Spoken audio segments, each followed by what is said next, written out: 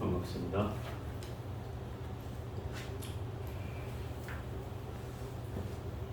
오늘은 제13조 제12 바른 가르침을 존중하다 제12분 하고요. 제13분 법답게 받아집니다. 13분 이 두 분을 먼저 읽고 시작하도록 하겠습니다. 준비됐어요? 금강반야 바라밀경 제12 바른 가르침을 존중하다.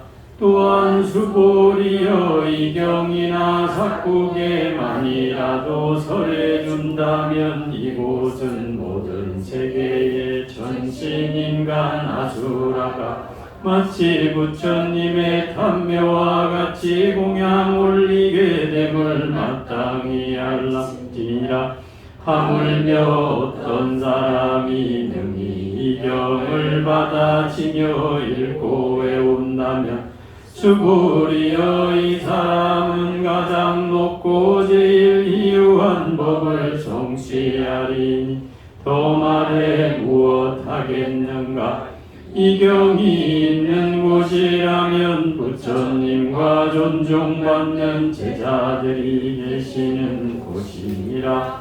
제13법답게 받아집니다. 그때 수고리가 부처님께 여쭈었습니다. 세존이시여 이 경을 무엇이라 이름하며 저희들이 어떻게 받들어지녀야 합니까? 부처님께서 수고리에게 이르셨습니다.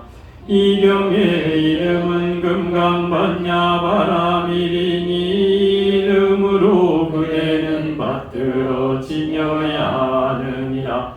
왜냐하면 수고리야 열애가 반야 바라밀을 말한 것은 반야 바라밀이 아니라 이름이 반야 바라밀이기 때문이니라. 수고리여 어떻게 생각하느냐. 열애가 법을 절한 바가 있느냐. 수고리가 부처님께 마닥하였습니다. 세존이시여 열애께서 어떤 법도 말씀하신 바가 없습니다. 수고리여 어떻게 생각하느냐. 삼천대천 세계에 미세한 티끌이 많다고 하겠느냐.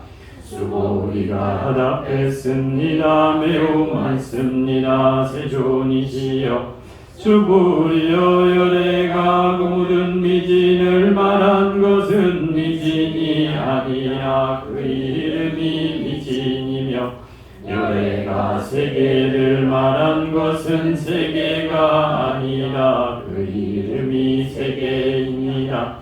수고리여 어떻게 생각하느냐. 30 이상으로 열애를 볼 수 있겠느냐. 아닙니다. 세존이시여 30 이상으로 열애를 볼 수 없습니다. 왜냐하면 열애께서 설하신 30 이상은 고상이 아니라 그 이름이 30 이상이기 때문입니다. 수고리여 어떤 선남자 선여인이 항아의 모래만큼의 신명을 다해 고시하더라도 가식도 어떤 사람이 이 경 가운데에 삭국에만이라도 받아지며 다른 사람을 위해 설해준다면 이 복덕이 더 많으리라.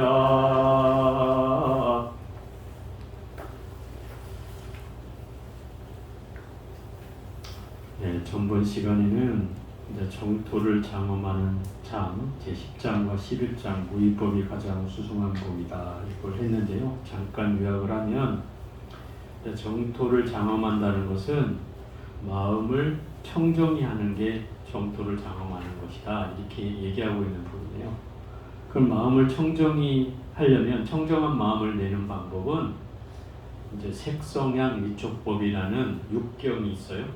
색은 물질이란 뜻이고 눈에 보여지고 손으로 만져지는 대상이고, 성이라는 건 소리라는 뜻이고, 향은 향기라는 뜻이고, 미라고 하는 건 맛이라는 뜻이고, 또 촉이라는 건 감촉, 접촉되는 거, 몸에 이제 부대끼는 걸 말하고, 법이라는 건 생각으로 헤아려지는 대상을 법이란다. 그러면 우리가 늘 색을 보고 좋다 나쁘다, 그죠? 또 내 것으로 취하거나 버리거나, 또 옳다 그르다 이런 분별을 하게 되잖아요. 색을 보면서 나 저 색이 마음에 들어, 난 저 물건이 좋아, 난 저건 싫어 라는 분별심이 일어나는 게 색이고, 또 성에 끄달리는 마음은 이제 소리에 끌려가는 마음이죠. 예를 들어 어디서 소리가 나면 정진하다가도 밖에서 소리가 들리면 귀가 밖으로 향하잖아요.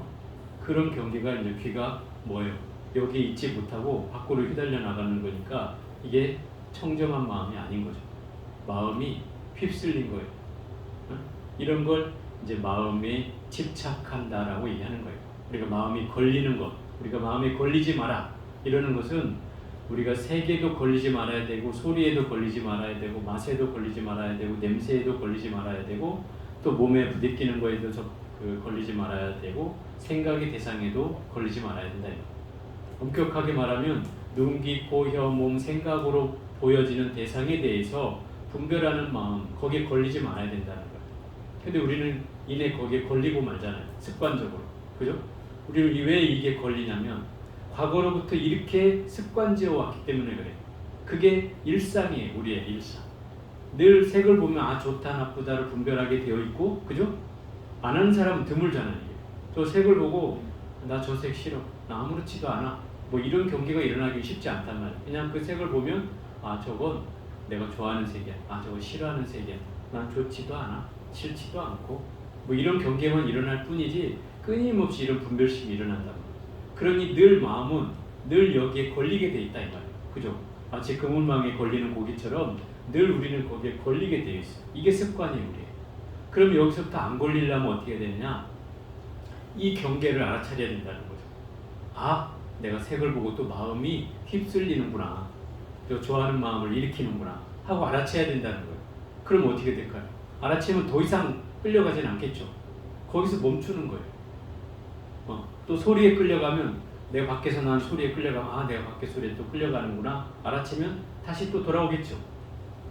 알아채는 게 중요한 거예요. 그래서 이 수행은 그걸 알아채는 게 수행이에요. 설사 제가 금방 얘기했듯이 과거로부터 우리는 끊임없는 습관에 의해서 끊임없이 되풀이 되잖아요. 이게 그죠? 색선행 미적법이 휘둘리는 마음이 끊임없이 되풀이 되는 속에서 내가 여기에 끌려가고 있구나라는 사실을 알고, 또 소리에 끌려가고, 또 맛에 끌려가고, 냄새에 끌려가고, 부딪히는 게 끌려가고, 생각에 끌려가는 그 경계를 알아차려서 딱 그 자리로 돌아오는 거예요. 그게 마음이 청정해지는 거예요. 이게 청정하는 마음을 내는 거예요. 이렇게 되면 정토를 내가 굳이 딴 데 어디다 세워서 장엄하는 게 아니라 이미 내 마음 안에서 세워지는 거다 이 말이에요. 정토가. 그걸 얘기하고 있는 게 바로 이 10장이에요. 그리고 11장은 그 수도 없이 많은 삼천대천 세계. 삼천대천 세계는 말하자면 이 태양과 지구를 중심으로 한 은하계를 보통 한 세계라고 얘기했어요. 한 세계.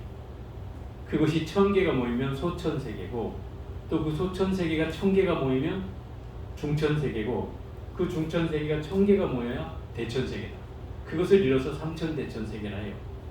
그러면 삼천대천세계는 이 지구와 은하계를 중심으로 한 세계가 최소 10억 개 이상이다 이 말이에요. 10억 개 이상. 그걸 삼천대천세계라 해요. 근데 우리는 지금 이 은하계를 중심으로 한 지구가 발견된 게 몇 개나 된 줄 아세요? 알아? 모르지? 몰라. 이게 과학자들이 얘기하는 걸 최근에도 한 개씩 밝혀지고 있어요. 근데 몇 개 안 돼요, 사실은.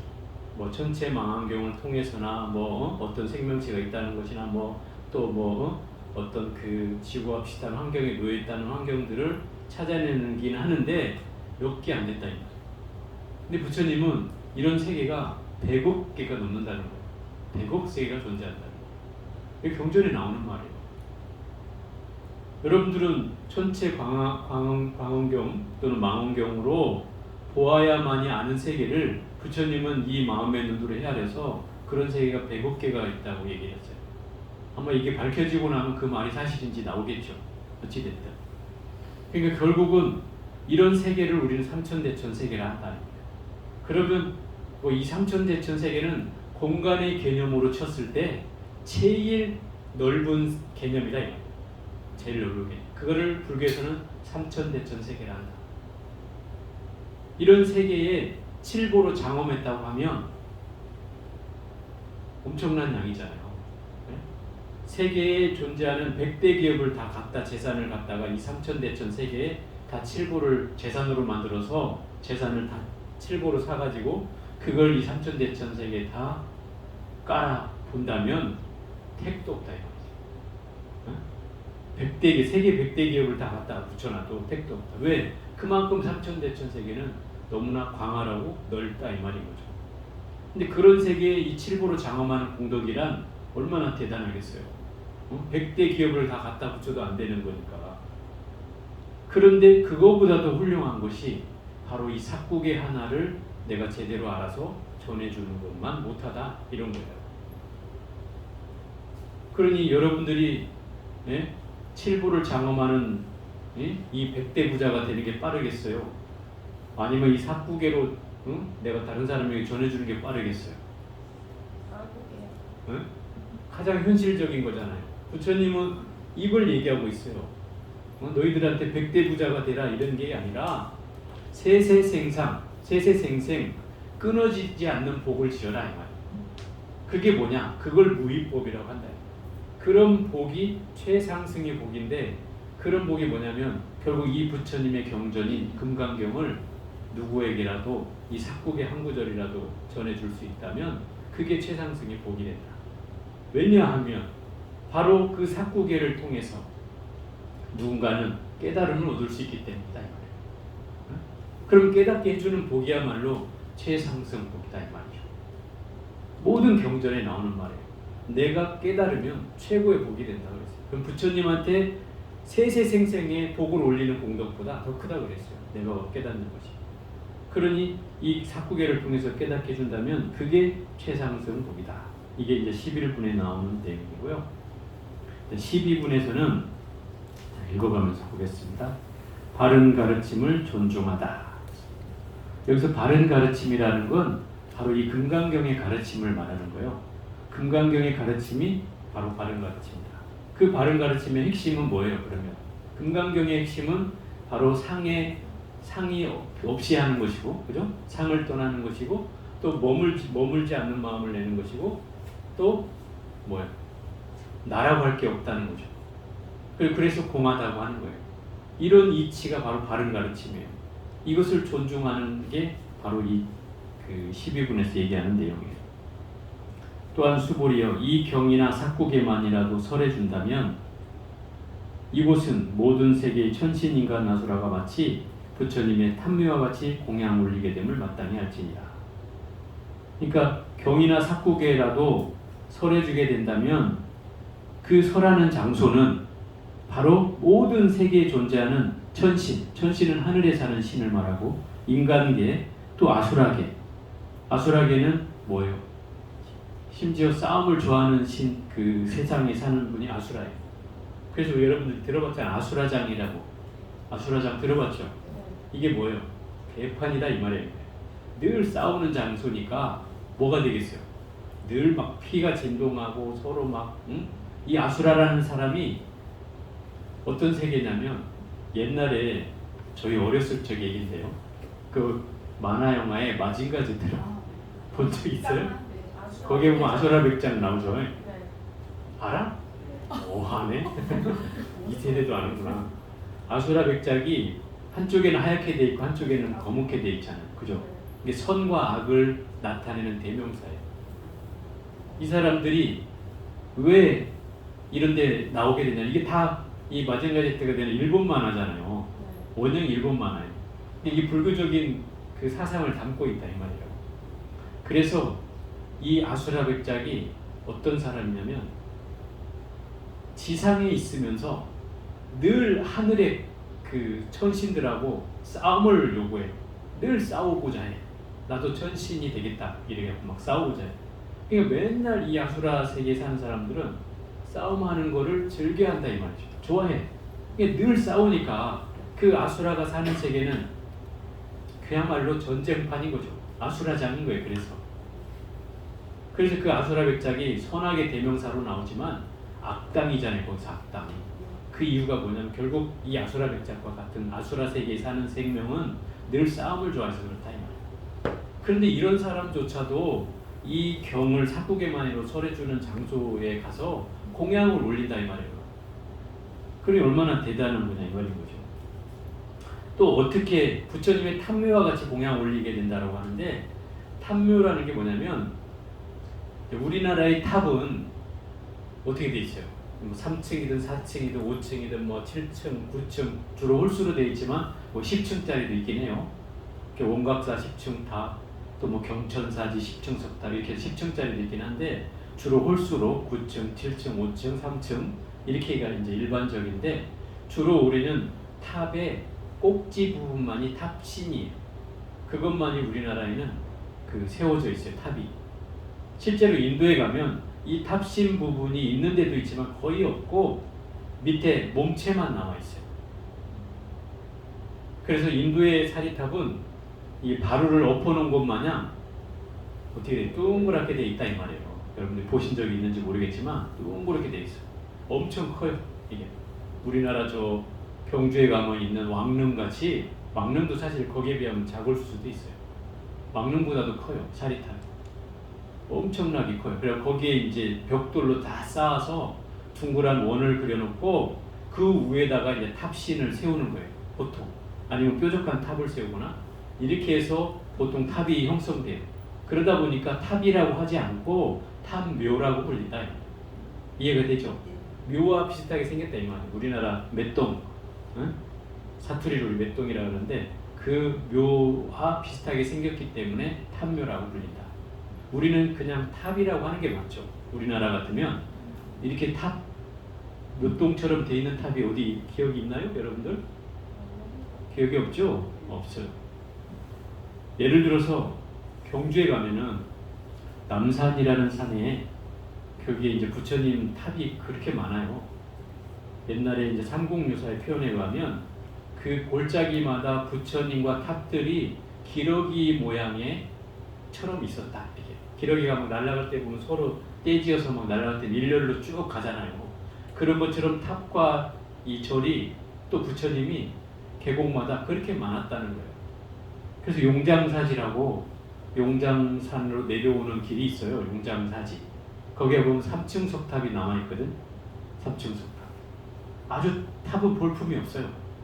아주 초라한 3층 탑인데 재밌는 것은 그걸 해설해주는 사람이 설명이 더 재밌었어요. 그 탑이 산 중턱에 이렇게 딱 저 밑에서 봐도 보여요. 밑에 마을에서 봐도 탑이 보여요. 그런데 이 탑이 큰 이 산의 바위를 다 기단으로 삼아서 이 탑만 1층, 2층, 3층만 남아있어요. 몸체는 없어요. 그게 무슨 얘기냐면 이 산에 있는 바위 전체를 몸으로 삼았다 이 소리예요. 이해가 돼요? 이렇게 몸으로 삼고 탑만 3층만 이렇게 딱 서 있다는 탑은 초라한데, 그래서 그걸 설명해 주는 사람이 바로 이 탑을 여기에 세운 이유가 그거라는 거예요. 그래서 이 산 전체를 몸으로 삼아서 이 탑의 3층이 서 있다 이 말이죠. 어떻게 보면 인도의 탑 묘를 보고 온 사람들이 아마 그렇게 해서 조성하지 않았을까 생각을 해보게 되더라고요. 그 비슷한 건 거기 하나 있어요. 근데 그건 뭐 산이기 때문에 탑 묘라고 할 수는 없죠. 어쨌든 이런 형태로 되어 있어요. 그러면 결국 그 탑묘 안에는 뭐가 모셔져 있는 거예요? 부처님의 사리가 모셔져 있는 거죠. 그럼 부처님 사리가 모셔져 있다는 것은 부처님의 진신사리라고 하잖아요. 우리가 진신사리라는 건 뭐예요? 부처님 몸에서 진짜로 나온 살이다 이 말이에요. 그래서 진신살이라고 한단 말이에요. 그러면 이 탑묘라는 건 부처님과 같이 예배 대상이 되는 거죠. 그죠? 부처님과 같이 여겼어요. 인도에는 이런 탑이 처음에 8개가 생겼어요. 8개. 정확히 말하면 10개인데 진신사리로만 세워진 탑은 8개가 세워져요. 각 종족마다 나라마다 이렇게 8개가 세워지는데 이 탑이 8개 중에 원형 그대로 남아있는 게 우리 그 룸비니 근처에 람그람이라는 그 코살라족이 세운 사리탑이에요. 그것은 훼손이 안 됐어요. 그대로 남아있어요. 그래서 지금은 그 안에 파보면 이제 전돌이 나오긴 하는데 우리 묘지처럼 잔디가 뒤덮여 있고 크게 뒤덮여 있을 뿐이에요. 거기는 이제 그 아쇼카 왕이라는 분이 부처님이 돌아가신 300년 후에 인도 대륙을 통일한 최초의 황제거든요. 그 사람은 아쇼카 왕인데 이 사람이 대륙을 다 통일하니까 얼마나 전쟁을 많이 했겠어요. 부처님 당시에만 해도 16강대국이 있었어요. 소국은 말할 것도 없고 그럼 100여 개가 넘는 나라가 있었다는 거죠. 그 나라들이 자꾸 소멸되고 사라지고 생겨나고 하면서 부침을 거듭한 끝에 300년이 지나는 이 아쇼카 왕에 의해서 전 대륙이 통일됐다. 그러니 수많은 전쟁을 했을 거 아니에요. 그런데 이제 아쇼카 왕이 뒤늦게 불교에 귀의를 하고 자기가 참회의 과정으로 왕위를 자기 자식에게 물려주고 그때부터 수레와 신하들을 몇 명 이끌고 수레를 타고서 부처님이 거니셨던 자취를 찾아서 마치 순례를 한다 이 말이죠. 이 아쇼카. 그러면서 이 8군데에 세워져 있던 사리탑을 어떤 데는 부서진 데도 있고 도굴된 데도 있고 뭐 흔적도 안 남아있는 것도 있고요. 이런 데를 다 찾아가지고 그 사리들을 다 수습해서 그걸 다시 부처님의 행장이 있는 곳마다 재분배해가지고 사리탑을 또 세웠다. 그곳에는 아슈카 석주라는 것을 세웠어요. 이 아슈카 석주. 그 흔적이 있는 자리에는 전부 다 아슈카 석주가 세워져 있어요. 그래서 2500년이 지난 지금에 와서 근 100년 전에 독일 사람에 의해서 그 자리를 다 찾게 된 거예요. 거의 폐허가 돼가지고 부처님이 어디서 어디서 돌아가셨는지 다 모르는데 그 100여 년 전에 그 독일의 학자에 의해서 뭐 탄생지고 어쩌고 해서 그것들이 다 유물이 발견됐다. 그게 증거를 알 수 있었던 방법이 바로 그 아쇼카 석주가 남아있었기 때문에 뭐 동강이 났든 잘려져 있든 그 주변에 넘어져 있든 세워져 있든 그 탑이 남아있었기 때문에 그 자리가 바로 성지였다는 것을 알 수 있었다는 거죠. 그분에 의해서. 그래서 어떤 사람들은 부처님의 역사가 신화다. 뭐 우리나라 당군의 역사처럼 신화다. 이렇게 알려져 있었는데 그 아쇼카 왕의 석주에 의해서 부처님 역사가 실존이었다는 것을 알게 된 계기가 된 거죠. 어찌됐든 그 사람이 이 행장을 돌며 사리탑을 예를 들어서 8개 있던 사리탑을 나눠가지고 엄청난 많은 사리탑을 세우는 거죠. 부처님의 성지마다 8대 성지까지 사리탑을 세우고요. 그 다음에 그 외에 또 성지까지 다 탑을 세웠어요. 예를 들어서 부처님이 머물렀던 곳 있잖아요. 그런 곳들까지 다 사리탑을 세웠어요. 사리가 얼마나 많았겠어요. 그러니까. 그래서 뭐 분실된 곳도 있겠지만 우리나라에 건너온 곳도 있고 뭐 이렇게 해서 어쨌든 그런 그 진신사리처럼 부처님을 숭배했기 때문에 탐묘라고 하는 것은 결국 부처님으로 여긴 거죠. 탐묘 자체. 그래서 부처님처럼 숭배를 했던 거예요. 그러니 이 경이나 삭국에도 이 탐묘와 같이 공양을 올리는 곳이 된다 이 말이에요. 이 경전에 경전이 설해지고 삭국에가 설해지는 장소는 결국 이 탐묘처럼 똑같이 천신과 인간과 아수라 세계에서 공양을 올리는 장소가 된다. 그러니 얼마나 중요한 곳이냐 이 말이죠. 하물며 어떤 사람이 이 경을 받아 지녀서 읽고 외운다면 수보리여 이 사람은 가장 높고 제일 필요한 법을 성취하려니 더 말해 무엇하겠는가 이랬어요. 그러니까 결국 이 금강경에는 5대 수행을 얘기하고 있어요. 5대 수행. 물론 제 15분에 더 정확히 나옵니다. 15분에. 근데 여기는 이제 맛배기로 나왔는데 첫째 수지 독송하는 것 중에 제일 첫째가 수예요. 수. 수지 독송의 의미가 4가지가 있다. 여기다 위타인설까지 끼면 5개 5대 수행이라고 하고 여기서는 4가지만 나오고 있다. 그럼 한번 얘기를 해보면 수지독송의 수지라는 말은 잘 받아서 지닌다 이런 뜻이에요. 뜻으로 해석하면. 그래서 받아 지녀 읽고 외우고 이렇게 얘기하는데, 그러면 수라고 하는 말은 더 정확히 말하면 부처님의 가르침을 잘 이해해서 받아들이는 것이라는 뜻이에요. 그게 수의 받을 숫자가 그런 뜻이다. 잘 받아서 받아들여서 이해해가지고 받아들이는 것, 내 것으로 만든다 이 말이죠. 또 두 번째 지라고 하는 말은 그것을 잘 내가 지녀서 기억하는 걸 말한다. 지닌다는 거니까 부처님 가르침을 잘 이해한 것을 잘 기억해서 지닌다. 이게 지고요. 또 독이라고 하는 건 잘 읽는다는 뜻이잖아요. 잘 읽는다. 경전을 잘 읽어서 수행한다. 그 다음에 송이라고 하는 말은 뭐 외운다는 뜻이기도 하고, 외운다는 거, 잘 외운다. 외우는 것도 수행의 하나라는 거죠. 또 하나는 이 외우는 것을 더 확대하면 이 내용 자체를 자기화한다 이 말이에요. 이해를 해서 내 것으로 완전히 삼는다. 그것이 송이의 개념이다.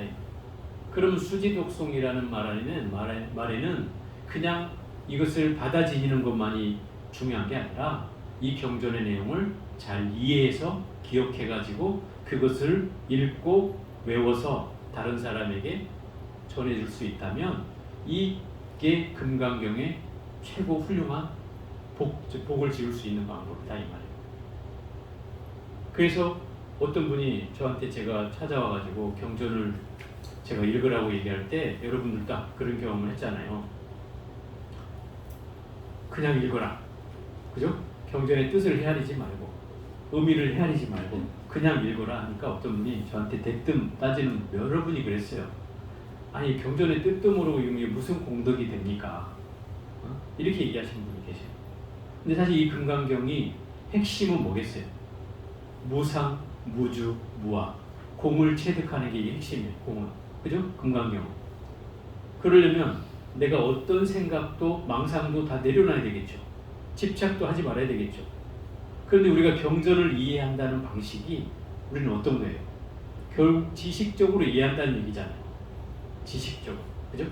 경전의 뜻을 내가 분별해서 지식적으로 그걸 이해하려고 하는 것이잖아요. 여러분들이 갖는 그 지적 호기심이 그런 거잖아요. 그런데 이런 걸 불교에서는 아르마리라 한다 이 말이에요. 아르마리라는 건 뭐예요? 이건 분별심이다 이 말이에요. 분별심. 마음이 걸려있는 마음이다.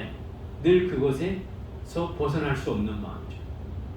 그러면 이 분별심을 떠나는 게 이 금강경인데 결국 경전의 내용을 지식적으로만 이해한다는 것은 결국 이것은 아르마리를 내가 가지고 있다는 뜻이니 결국 이 금강경의 본질과는 동떨어지잖아요. 그죠? 반대가 되는 거죠. 그럼 금강경을 이해하라는 것은 어떤 말이에요? 이걸 지식적으로 잘 이해하라는 뜻이 아니라는 거죠. 그럼 뭐예요? 결국 상을 집착하지 말고, 그죠? 마음을 어디에도 머물지 말고 또 날아갈 것도 없는 그 공의 바탕의 진리를 체득하라는 거죠. 그게 이해예요. 이해. 그러려면 경전을 읽을 때 어떤 뜻으로 이해하려고 하지 말고 집중해서 내 마음이 어떤 생각도 일으키지 않은 상태로 경전을 읽을 때 그럴 때 마음이 무상이 되고 무주가 되고 무아가 되는 거예요. 그게 핵심인 거죠. 그죠? 그래서 여러분이 경전을 읽을 때 집중하라고 하잖아요. 제가 생각을 일으키지 말고 오로지 그 글자에 집중하라고 하는 것은 바로 거기에 있다 이 말이에요. 지식적인 이해가 아니라 마음으로 체득한 무상, 무주, 무아를 체득하는 일로서 이 경전을 공부하라는 거예요. 그렇게 하면 처음에는 잘 되지 않지만 자꾸 하다 보면 내 마음이 어느 순간 조금씩 흐트러지는 마음들이 한 곳으로 조금씩 모이게 된다. 그러면 마음이 집중이 된다는 뜻이죠. 모여진다는 뜻은. 그럼 집중이 된다는 것은 결국 내가 이 무상과 무주와 무아를 조금씩 몸으로 체득해가고 있다는 뜻이기도 해요. 그러니 굳이 이 경전을 지식적으로 이해하지 않아도 이 근본적인 금강경의 의미를 내 몸으로 몸소 체득할 수 있는 방법이다 이 말. 우리가 경전을 제대로 읽는다는 건 그런 뜻이에요. 그러니 이렇게 하는 사람이라면 제일 희유한 법을 성취한다고 할 수 있지 않겠냐 이 말이죠. 그러니 삭국에만 설해줘도 부처님처럼 섬기는데 공양을 올리는데 이것을 내가 제대로 받아 지녀서 몸으로 체득하고 그것을 외운다고 하면 이 공덕은 더 말할 게 없다 이 말인 거죠. 그래서 이 경이 있는 곳이라면 부처님과 존중받는 제자들이 계시는 곳이니라 이 말이에요. 부처님은 불보잖아요. 불보. 또 존중받는 제자들은 누구예요? 승보죠. 승보. 그러면 그 경전은 뭐예요? 법보잖아요. 그죠? 그러니까 결국 이 경전의 가르침은 부처님과 승보와 다 같다 이 말이에요. 그렇게 존중할 수 있는 대상이다 이 말인 거죠. 진리 자체가 부처님이요 승보다 이 말이에요. 그것이 다르지 않아요. 우리가 불법승 삼보라고 하잖아요. 삼보. 그럼 뭐예요? 세 가지의 보배라는 뜻이에요. 보배라는 뜻은 내가 끊임없이 존경하는 대상이다 이 말이에요. 그 대상에게 끊임없이 우리가 공양하고 헌공을 하듯이 이 경전을 외우는 사람도 또한 그런 대상이며 또 그런 자리는 그 경전을 설해지고 있는 그 자리는 바로 부처님의 탐묘와 같이 우리가 공양할 곳이다 이 말이에요. 똑같다 이 말이죠. 그러니 이 경전의 가치가 부처님이나 승보나 다를 게 없다는 거예요. 그래서 어떤 분들은 이제 이 경전을 함부로 하는 분도 계신데 그래서 부처님처럼 여겨라 이 소리예요. 경전도 부처님의 가르침을 늘 그래서 제가 이렇게 경전 보자기 이런 것도 여러분들한테 나눠주고 하는 게 거기다 담아서 잘 갖고 다니라. 내 화장품 가방에 다 들어있는 데다가 같이 쑤셔놓고 뺐다 넣었다 하지 말고 그 보자기에 잘 싸서 잘 보물처럼 여겨라. 그런 뜻이에요. 자, 13분으로 한번 가볼게요. 법답게 받아집니다. 여법 수집은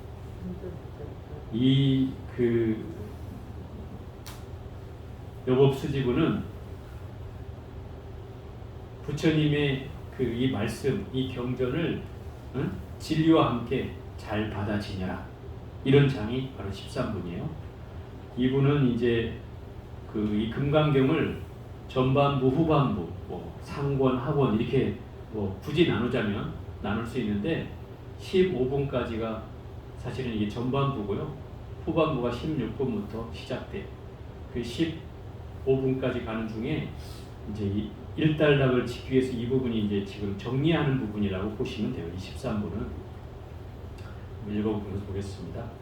그때 수보리가 부처님께 여쭈었습니다. 세존이시여, 이 경을 무엇이라 이름하며 저희들이 어떻게 받들어 지내야 합니까? 부처님께서 수보리에게 이르셨습니다. 이 경의 이름은 금강반야바라밀이니 이 이름으로 그대는 받들어 지내야 하느니라. 지금 이 금강경의 이름이 처음 나오는 대목이에요.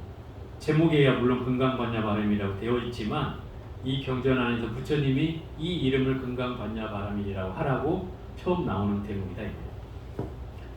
그럼 금강반야바람이라는 건 금강이라는 건 두 가지 뜻이 있어요. 제가 아마 첫 시간에 얘기를 했을 텐데 여러분 기억을 까먹었을 텐데 두 가지가 뭐냐면 첫째는 이 금강이라는 그 말이 금강석에서 왔다. 금강석. 다이아몬드가 금강석이잖아요. 그래서 외국에 소개될 때는 다이아몬드 수트라라고 소개된다고 얘기를 했어요. 그래서 이 금강이라는 말은 영원불멸한 이런 뜻이다. 무너지지 않는, 부서지지 않는 이런 뜻을 갖는 게 금강이라는 의미가 있고, 또 하나는 이 금강이라는 의미에는 벼락이라는 뜻도 있다.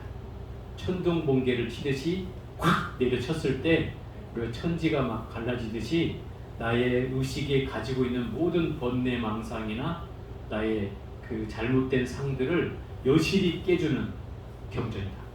그래서 능단 금강이라고도 한다. 능단, 능이 끊어낸다 이런 뜻이에요. 그 두 가지 뜻을 갖는다. 능이 끊어낸다는 것은 나한테 가지고 있는 상이나 번뇌 망상이라 하는 것들을 싹둑 잘라낸다 이런 뜻이에요. 그래서 금강경을 잘 이해하면 결국 이 금강경을 이해한다는 것은 아까도 얘기했지만 내 것으로 만드는 거예요. 체득을 하는 거다 이 말이에요. 머리로만 이해하는 건 이건 아르마리 분별심일 뿐이고 내 몸으로 체득해서 내가 이것을 실천해낼 수 있어야 체득이 되는 거예요. 실천을 해야 된다. 그러려면 내가 이 경전에 대한 내용을 깊이 이해해야 되겠죠. 몸소 그 무상이라는 것, 또 무주라는 것, 무아라는 것, 공이라는 것을 내 스스로 체득을 해야 된다. 그래서 그 속에서부터 내 몸에서 그게 뿜어져 나와야 된다. 그리고 그런 행위 자체가 자연스럽게 내 것이 돼야 되고 그것이 자연스럽게 뿜어져 나올 때 나는 이미 이 경계에 들어있는 사람이 되는 거예요. 이런 사람이라면 이 금강경을 수지독송한 사람이라고 할 수 있죠. 제대로. 그래서 이 금강반야바라밀인데 이것을 잘 받들어 지녀야 한다. 이 금강반야바라밀로 받들어 지녀야 한다. 왜냐하면 수보리여 열애가 반야바라밀을 말한 것은 반야바라밀이 아니라 이름이 반야바라밀이기 때문이다. 이 말은 설사 금강반야바라밀을 이 경전의 이름으로 내가 받들어 잘 지닌다 하더라도 그 반야바라밀에 대한 상을 가지라는 거예요, 말라는 거예요. 같이 말하는 거죠. 집착하지 말라는 거예요. 다만 이름일 뿐이기 때문에 이게 중요한 거예요. 내가 이름을 지니긴 하지만 그거에 나 이 경전이 너무 좋아 라고 하면 그것이 이미 상을 갖는 거잖아요. 이건 이름일 뿐이라는 거예요. 그래서 그런 말도 필요 없다는 거죠. 결국 지혜라고 하는 것은 이 반야바라밀은 지혜의 완성이라는 뜻이에요. 지혜를 이루다, 지혜를 완성하다. 그럼 지혜를 완성한다는 건 뭐예요? 깨달음을 얻는다는 뜻이죠. 그죠? 그 지혜를 완성한다는 뜻은 바꿔서 말하면 무상, 무주, 무아예요. 그게 반야바라밀이에요. 이해가 돼요? 그게 공이에요. 그게 다 한 묶음이다 이 말이에요. 그 반야바라밀을 이해한다는 것은 결국 무상과 무주며 무아를 체득하는 것과 같다 이 말이죠. 수보리여 어떻게 생각하느냐? 열애가 법을 설한 바가 있느냐? 수보리가 부처님께 답했습니다. 세존이시여 열애께서 어떤 법도 말씀하신 바가 없습니다. 자, 이 대목은 제 7분인가요? 무득무설분에서 설한 바가 없다고 얘기했죠. 부처님이 설한 바가 있느냐 했을 때 설했지만 설한 바가 없다 그랬어요. 여러분들이 절에 가서 그 구조물 가운데 특징들이 몇 가지가 있어요. 주로 설법전이라는 곳이 있어요. 설법전. 절에 가서 설법전 있는 거 본 적 있어요? 네. 어디에 가서 본 적 있어요? 있었어요? 그 주로 통도사 저희 들어갈 때가 설법전. 그러니까 주로 대웅전 뒤편에 있어요. 주로 보통 그죠? 그 통도사에도 뒤편에 있었죠. 물론 앞에 있는 경우도 있어요. 앞에. 그런데 대충 보면 불국사에 가면은 그 대웅전 뒤편에 설법전인데 이 현판에 뭐라고 써 있냐면 무설전 이렇게 써 있어요. 무설전 무슨 말이에요? 설한 바가 없다. 이렇죠. 설법을 하는 곳인데 무설전이라고 써 있다는 거예요. 되게 아이러니하죠? 근데 이게 바로 이런 뜻이다 이 말이에요. 하지만 설하지만 설한 바가 없는 그런 도리를 설하는 곳이다 이 말이에요. 결국 법문을 설하는 사람은 설하지만 설한 바가 없는 도리를 설해야 된다는 거예요. 참 어려운 말이죠. 그럼 무슨 얘기예요? 설하지만 설하는 것에 대한 집착을 하지 말아야 된다는 뜻이죠. 그 경계다 이 말이에요. 그래서 절에는 다 이렇게 무설전 또는 설법전이 있는 이유가 바로 그런 뜻이에요. 설하는 곳이긴 하지만 집착을 하지 말고서 설해야 된다는 거예요. 그게 참다운 법문이라는 거죠. 수보리 어떻게 생각하느냐? 삼천대천세계에 미세한 티끌이 많다고 하겠느냐? 매우 많습니다. 세존이시여. 수보리의 열애가 모든 미진을 말한 것은 미진이 아니라 그 이름이 미진이며 열애가 세계를 말한 것은 세계가 아니라 그 이름이 세계입니다. 불교에서 이 공간의 개념으로 얘기할 때 제일 최소 단위의 개념을 극미라고 하거든요. 극미. 네? 지극할 극자에다가 미세할 미자. 극미. 이 극미를 요즘 말로 한다면 뭐 소립자, 원자나 소립자, 제일 쪼갤 수 없는 단위가 있잖아요. 그걸 뭐라고 그래? 과학에 나무. 입자라고 해요? 그러면 그 입자라는 개념이 바로 극미예요. 극미. 더 이상 쪼갤 수 없는, 과학으로도 쪼갤 수 없는 그 있잖아요. 그 단계를 극미라고 해요. 최소 단위죠. 이게. 불교 이런 근기가 있어요. 그러면 최대 단위는 뭐냐? 세속에서 말하는 최대 단위는 뭐야? 에? 무한대? 이제 숫자로는 표현이 되고 뭐 무한대수나 뭐 이런 불가지수나 뭐 이렇게 네? 뭐라고? 어쨌든 이제 그런 표현이 있는데 불교에서는 이런 세계를 삼천대천 세계라 한다. 제일 큰 개념으로 친다면 삼천대천 세계. 그런 개념으로 치면 이제 그런 거예요. 그러니까 미진과 이 삼천대천 세계는 제일 작은 단위의 세계와 제일 큰 단위의 세계가 이런 거죠. 그럼 여기서 말하는 미진은 어떤 거냐면 여러분들이 이 여름에는 참 보기가 쉬운가? 여름에는 뭐 먼지나 날릴 때나 볼 수 있을 것이고 주로 봄, 겨울 이럴 때에 햇볕이 창살로 내 방 안을 들어오게 될 때 비춰지는 먼지들이 있죠. 먼지들이 막 보이잖아요. 틈도 없이 보여지는 그 먼지들. 이 단위가 미진이에요. 미진. 이런 경계가 미진. 그러니까 그 미진이라고 하면 얼마나 많겠어요. 수도 없이 많죠. 결국 우리 온 공기 안에 보이지 않을 뿐이지 가득 차 있다고 해도 과언이 아닐 거 아니에요. 그런 게 미진이란 말이에요. 그거에 반대로 제일 큰 세계, 삼천대천 세계. 이것도 또한 많다고 할 수 있죠. 크다고 할 수 있고. 그렇지만 그거는 이미 뭐예요? 상으로 상이 아니라 그 이름이 그렇다는 거죠. 이름. 이건 이미 전분에선가 했죠. 계속 이걸 정리하고 있는 거예요. 공간적으로도 다 있는 것들은 다 이름일 뿐이고, 그죠? 또 부처님이 설했던 법도 이미 설한 바가 없고, 또 여기서 말하는 이제 30 이상. 수보리 어떻게 생각하느냐? 30 이상으로 열애를 볼 수 있겠느냐? 아닙니다, 세존이시여. 30 이상으로 열애를 볼 수 없습니다. 왜냐하면 이렇게 해서 30 이상은 그 상이 아니라 그 이름이 30 이상이기 때문입니다. 이 30 이상으로 열애를 볼 수 있느냐? 열애를 볼 수 있느냐라면은 이 열애를 어떻게 볼 수 있어요? 형상으로 보라는 말이에요? 아니죠. 여기에서 열애를 본다는 것은 나의 실상을 본다는 거예요. 그럼 나의 자성을 보는 거나 마찬가지죠. 그죠? 나의 열애의 성품이 있다고 하잖아요. 내 안에 불성을 본다. 그것을 견성이라고 해요. 그러면 그 형상, 열애를 본다는 말은 결국 형상에 있지 않다는 말인 거죠. 그죠? 그러니 30 이상이라는 것은 부처님이 외형적으로 갖춰진 특징을 말한다 이 말이에요. 그러니 그 외형적인 특징만 가지고 열애를 볼 수 있겠냐 이 말인 거죠. 아니죠. 또 거기다가 이 30 이상을 갖춘 건 열애만이 아니라 전륜성왕도 갖추었다고 했어요. 그죠? 그럼 전륜성왕도 열애냐 이 말인 거죠. 아니잖아요. 그죠? 그러니 똑같은 특징을 가졌다고 해서 열애를 볼 수는 없는 것이죠. 이거는 이제 이 외형적인 특징 하나하고 또 실상은 결국 열애를 볼 수 있는 건 내 자성을 통해서 볼 수 있는 것이지 형상으로는 볼 수 없는 것이에요. 그렇죠? 그러니까 그 상이라는 건 상이 아니라 이름일 뿐이라고 얘기하는 거죠. 그 상에 속지 말라는 거예요. 예를 들어서 우리가 이런 거예요.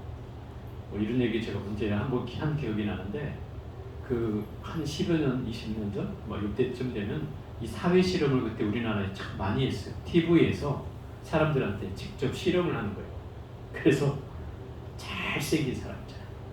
정말 보살님들을 보면 너무 멋있게 생겼다 막 이런 사람. 그런 사람을 이쁘게 입혀가지고 사람들한테 가서 구걸을 하게 하는 거예요. 지나가는 여성들한테 가서 제가 지갑을 잃어버렸습니다. 여기 제가 모처럼 시골에 있다가 서울에 올라왔는데 지갑을 잃어버렸어요. 제가 지금 집에 갈 차비가 없는데 돈 10,000원만 꿔주시면 안 되겠어요. 제가 꼭 갚겠습니다. 막 이렇게 애절하게 얘기하는데 안 주는 사람이 없어. 다 줘. 다 줘 진짜. 다 줘.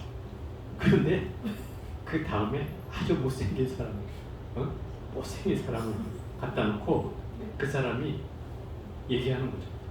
그런데 안 줘. 안 줘. 이게 뭐야? 결국 형상에 우리가 끄달린다는 소리죠. 저 사람은 왠지 거짓말 안 할 것 같고 이 못생긴 사람은 왠지 거짓말일 것 같은 거예요. 이게 반대로 여성을 실험해도 똑같아. 남자한테 아주 예쁜 여자가 가서 제가 막 지갑을 잃어서 지금 저 서울에 어떻게 할 줄을 모르겠는데 차비가 있어야 제 집에 돌아갈 건데 차비만 좀 주시면 안 될까요? 이러니까 다 빼줘. 남자. 그런데 이 못생긴 여자를 또 갖다 대니까 남자들이 치다다고. 그게 실험으로 진짜 했었어요. 한 10여 년 전에 사회 실험을 많이 했단 말이에요. 여러분들 본 기억이 있을지 모르겠어요. 결국 우리는 이 형상에 속는다는 거예요. 그래서 사기꾼들이 잘생긴 사람이 사기꾼이 많다 이 말이에요. 왜? 잘 속으니까. 잘 속잖아. 일단 신뢰를 줄 수 있는 사람이잖아요. 일단 사람 우리는 형상에 그래서 저 사람은 뭔가 그러지 않을 사람이라고 내 마음속에 그 괜한 믿음이 있다 이 말이에요. 실상이 아닌데도. 그죠? 그러니까 이런 형상에 우리는 속는 거예요. 그래서 예를 들어서 그리 잘생긴 사람이 내가 부처니라 나한테 의지하라 나는 깨달은 자이라 이러면 또 혹하는 사람이 또 있단 말이에요. 왜? 부처님처럼 생겼어. 저 사람 보니 부처님처럼 생겼어. 진짜 부처님 같아. 말하는 것도 부처님 같고 그래. 이렇게 하면 또 속을 거 아니에요. 결국은. 그잖아요. 그런데 제가 늘 얘기했지만 내가 부처라고 하는 자 절대 부처가 아니다. 네? 이 금강에서 한 말이잖아요. 네. 이미 부처라고 했다는 것은 이미 내가 부처가 아니라는 소리다 이 말이에요. 근데 우리는 거기에 속잖아요. 중요한 거. 속아. 속지 말라 이 소리. 내가 만약에 여러분들 앞에서 나는 깨달았다 이렇게 말하면 나를 믿으면 안 돼. 절대로. 네? 네. 그래야 되죠. 저는 절대 깨달았다고 얘기 안 해요. 그러니까 중요한 건 실상이라고 하는 거예요. 실상에 속지 말아야 되는데 우리 겉모습에도 속는다면 실상에는 안 속겠어요. 그래서 기본적으로 이 상이라고 하는 것은 상일 뿐이라는 거예요. 그 또 이름일 뿐이라는 거죠. 이름일 뿐인데 거기에 속지 말라는 거예요. 수보리여 어떤 선남자 선녀이니 이 어떤 선남자 선녀이는 우리와 같은 사람을 말해요. 또 보살을 보살의 의미이기도 해요. 어떤 보살은 이런 뜻이기도 해요. 항아의 모래만큼의 항아는 이것도 전에 나온 거죠. 그 인도의 겐지스 강가에 모래알이 바다의 백사장처럼 모래알이 많아요. 반짝반짝한 모래알이 아주 고운 모래들이 수도 없이 깔려 있어요. 그래서 늘 이 항아의 모래를 비유를 드는 것이 그 모래만큼 많기도 하고 또 사람들의 생활권이 다 그 강을 중심으로 옛날에 다 형성이 됐잖아요. 그러니까 그 강에 대한 걸 너무 잘한다 이 말이에요. 강 얘기만 해도 알아. 예. 그러니 그 항아라는 말은 이건 중국적인 해석이고 인도 말로는 원래의 의미는 강가였어요. 강가. 그거를 중국말로 하면 이걸 항아라고 표현하고 맞아? 네. 항아를 중국말로 하면 뭐야? 이거요? 항아 맞아요. 항아? 네. 그러니까 이제 이 강가라고 하는 말인데 우리말하고 똑같아. 강가. 그죠? 강가. 인도 말하고 비슷한 말이 많아요. 강가란 말이 거기서 나온 말이에요. 우리나라 말도. 그래서 이 겐지스 강이 요즘은 그거를 강가를 이제 요즘 말로 하면 겐지스라고 표현하는 거죠. 겐지스 영어로 쓰니까 겐지스지 그거를 영어로 써보면 G-A-N 간이잖아요. 간. 그죠? 지스 그래갖고 G-E-S 뭐 이렇게 들어가는 건데 그렇게 들어가는 결국은 읽을 때 그런 것이죠. 강가라는 말이 이제 그 사람들한테는 더 쉽게 이해될 수 있는 것들. 어찌됐든 이 항아의 모래라는 건 그만큼 많다는 걸 비유드는 데 드는 설명이에요. 그때 인도인들에게 제일 많은 걸 비유들 때 이 항아의 모래 하면 딱 이해가 된다. 그래서 항아의 모래만큼 신명이라는 건 내 몸과 목숨을 말하는 거예요. 내 몸과 목숨을 다해서 보시한다 이 말이에요. 보시한다는 것은 공양을 올린다는 뜻이잖아요. 그 모래 아래 숫자만큼 내가 몸과 목숨을 다해서 누군가에게 내 몸을 보시해서 도움이 되게 한다 하더라도 그러면 얼마나 모래 숫자만큼이라는 숫자는 얼마나 많겠어요. 그럼 내 목숨이 맨날 죽었다 태어난다고 하더라도 세세생생을 친다고 그 모래 숫자만큼 되겠냐 이 말이에요. 그죠? 안 되겠죠.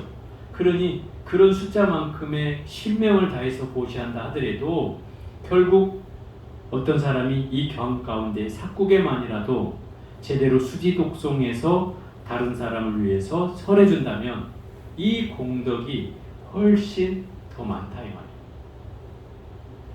그러니까 수지독송 위타인설 하는 이 5가지의 공덕이 최고로 강조되는 게 바로 이 금강경이에요. 왜 강조가 되겠어요? 경전에 대한 이 금강경의 이해야말로 우리의 의식을 깨준다 이 말이에요. 모든 아르마리를 깨주고 분별심을 깨주고 차별심을 깨주고 모든 경계를 다 깨주는 거예요. 그러니 이 금강경을 제대로 공부한다는 것은 불교를 제대로 이해할 수 있는 바탕을 깔아주는 경전이기도 하죠. 그죠?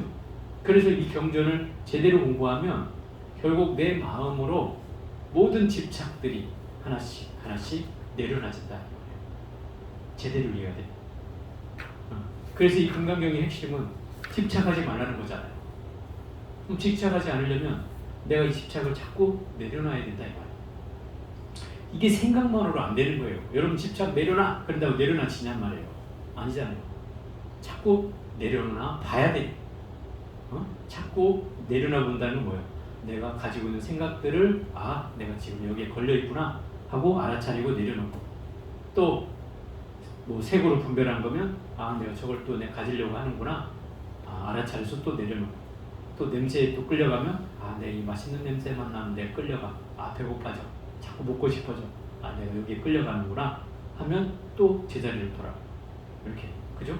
또 맛에도 내가 좋은 맛을 끌려가는 맛 또 좋은 생각으로 끌려가는 것 이런 등등의 것들에 걸리지 않는 알아차려서 다시 제자리로 돌아오는 이 경계를 하는 것만으로도 우리는 집착을 자꾸 내려놓게 된다. 이게 연습이에요.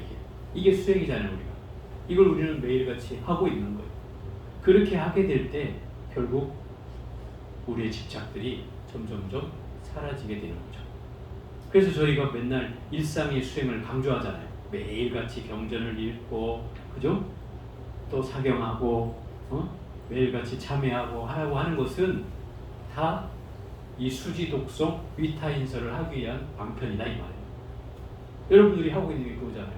경전을 잘 받아 읽고 외우고 쓰고 하고 있는 거잖아요. 그러니 여기에서 말하는 이 내용이 결국 우리가 하고 있는 일이다 이 말이에요. 그러니 결국 이 내용에서 얘기하고 있는 것은 이 경전이 주는 그 가치 그것을 내 것으로 만들어서 그것을 끊임없이 실천 수행하라는 거예요. 그런 공덕이 최상의 공덕이라고 하는 거죠. 그러니 여러분들이 공부하고 있는 것들은 결코 잘못된 것이 아니에요. 제대로 하고 있는 것이다 이 말이에요. 그러니 어렵다고 생각하지 말고 또 게으른 마음을 내지 말고 매일 꾸준히 하라. 왜 매일 해야 되느냐 이렇게 묻는다면 수행은 며칠만 쉬어도 마음이 퇴보합니다. 그걸 잘 알아야 돼요. 퇴보해요. 왜 퇴보해요? 이 마음은 쉽고 편하고 게으르고 나태한 대로 길들여져 왔어요. 우리는 그죠? 자꾸 타협하잖아요. 좀만 놀면 좀 더 놀다 하자. 좀만 잠이 오면 좀 자고 하자. 자꾸 우리는 이런 데에 타협하게 돼 있어요. 그럼 자꾸 물러서는 마음이잖아요. 그럼 결국 공부는 갈수록 멀어지는 거예요.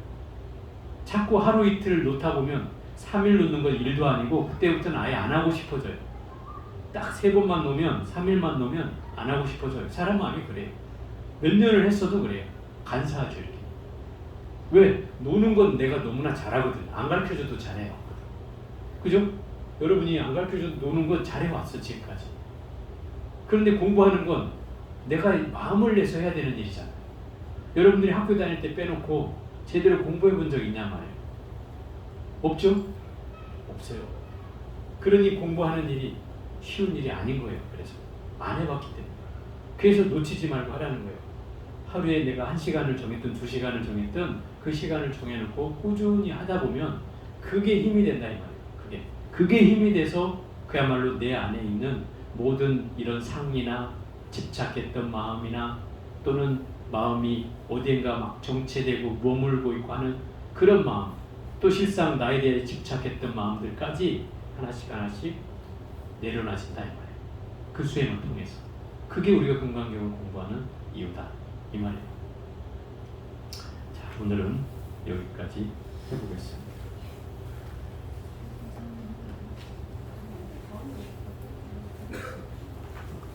자, 앉으실 때 하세요. 좀 쉬었다가.